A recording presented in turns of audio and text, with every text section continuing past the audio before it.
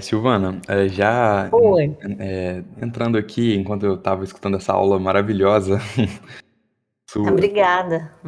eu montei algumas perguntas aqui e querendo voltar lá no inicinho, você tinha comentado sobre a machine learning. Qual que é a diferença dela para a inteligência artificial?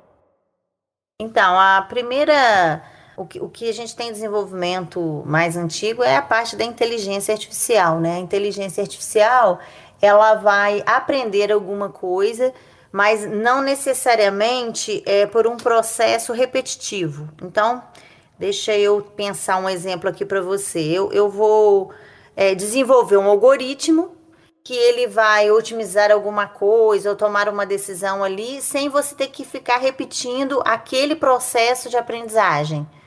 Então, esses algoritmos que são inteligentes, eles não deixam de ser algoritmos inteligentes. Eles são algoritmos muito inteligentes. Nós temos muitos robôs que funcionam só com inteligência, sim, de que eles vão ter posicionamento e tudo, mas não vai estar relacionado a um processo de repetitivo de aprendizagem. Então, você desenvolve o algoritmo e ele consegue aprender aquilo sem esse processo, mas é inteligente.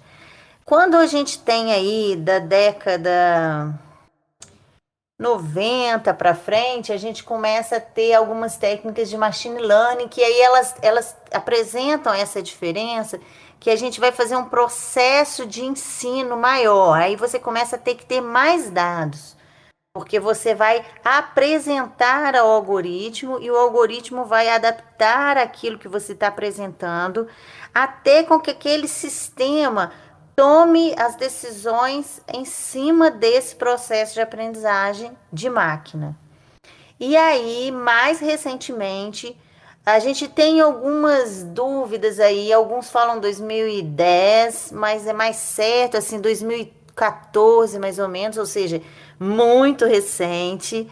A gente já tem um avanço disso, que é o Deep Learning.